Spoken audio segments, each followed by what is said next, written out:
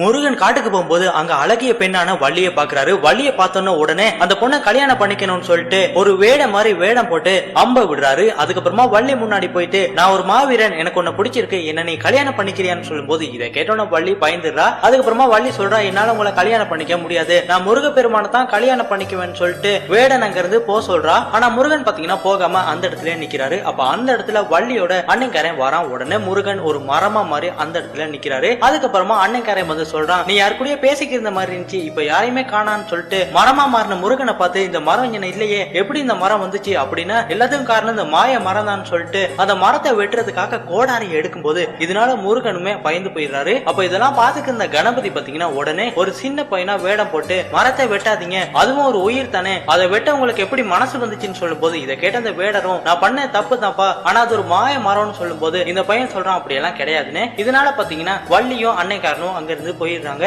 அதுக்கப்புறமா முருகன் பிள்ளையார்ட்ட வந்து, நீ மட்டும் வராட்டிக்கு எனக்கு என்ன இருக்கும்னு சொல்லிட்டு பிள்ளையாருக்கு நன்றியா சொல்றாரு. அப்படி இந்த பக்கமா வள்ளியை காட்டாங்க. வள்ளியோட அப்பாவுக்கு வந்து உடம்பு முடியல. அந்த நேரம் முருகன் ஒரு முனிவரா வேடம் போட்டு சிவபெருமானோட துதியை பாடிக்கிட்டு வராரு. அந்த துதியை கேட்கும் போது வள்ளியோட அப்பாவுக்கும் உடம்பு கொஞ்சம் குணமாகுது. அப்ப வள்ளியோட அப்பா சொல்றாரு, அந்த முனிவரோட பாட்டு எனக்கு உற்சாகத்தை தருது, அவரை வீட்டுக்குள்ள கூட்டிட்டு வாமான்னு. அதுக்கப்புறமா வள்ளியும், உங்களால தான் என்னோட அப்பா இப்ப நடக்கிறாருன்னு சொல்லிட்டு நன்றியை சொல்லிட்டு அந்த முனிவருக்கு எல்லா பணிவிடையுமே பண்ண ஆரம்பிக்கிறா. அதுக்கப்புறமா அந்த முனிவர் சொல்றாரு, உங்க அப்பாவோட உயிரை நான் காப்பாத்தினேன் தானே, என்ன நீ கல்யாணம் பண்ணிக்கிறியான்னு. இதை கேட்டோன்னு வள்ளி பயந்து போயிட்டு, என்னால அது முடியாது, என்ன மன்னிச்சிருங்கன்னு சொல்லிட்டு அங்க இருந்து வந்துடுறா. அதுக்கப்புறமா முருகனும் மறுபடியுமே ஒரு வேடனா வேடம் போட்டு வள்ளி முன்னாடி போயிட்டு, என்ன நீ கல்யாணம் பண்ணிக்கன்னு சொல்லிட்டு வள்ளியை விடாம தொல்லை பண்றாரு. ஆனா வள்ளி என்னால உங்களை கல்யாணம் பண்ணிக்க முடியாதுன்னு சொல்லிடுறா. அப்ப அந்த இடத்துல பாத்தீங்கன்னா விநாயகர் ஒரு ஜான மாதிரி வேடம் போட்டு வள்ளியை துரத்திட்டு வராரு. அப்ப வள்ளி சொல்றா, என்ன காப்பாத்துங்கன்னு. அப்ப முருகன் சொல்றாரு, என்ன நீ கல்யாணம் பண்ணிக்கிறேன்னு சொன்னாதான் உன்னை காப்பாத்துவேன்னு. அப்ப வள்ளியும் சரிங்கிறா. அதுக்கப்புறமா முருகன் பாத்தீங்கன்னா அந்த ஜானி அங்க இருந்து போன்னு சொன்ன உடனே ஜானி அங்க இருந்து போயிருது. அதுக்கப்புறமா வள்ளி, நான் உங்கள்ட்ட போய் சொன்னேன், உங்களை என்னால கல்யாணம் பண்ணிக்க முடியாதுன்னு சொல்லிட்டு வீட்டுக்கு வந்துடுறா. அப்படியே கொஞ்ச நேரம் கழிச்சு வள்ளிக்கு ஒரு லெட்டர் கிடைக்குது. அதுல வந்து முருகன், நான் தான் இப்படி திருவிளையாடல் ஆடுனேன்னு சொல்லிட்டு எழுதி வச்சிருக்காரு. இதை பார்த்து வள்ளியும் ரொம்பவே சந்தோஷப்பட்டு முருகன் இருக்க இடத்துக்கு போயிட்டு, நான் உங்களை தானே கல்யாணம் பண்ணிக்குவேன், எதுக்காக இப்படி விளையாடுனீங்கன்னு சொல்லும் போது முருகனும் சிரிக்க ஆரம்பிக்கிறாரு. அப்ப அந்த இடத்துல பாத்தீங்கன்னா வள்ளியோட அப்பாவும் அண்ணன்காரனும் வந்துடுறாங்க. வந்தவங்க ரொம்பவே கோவத்துல,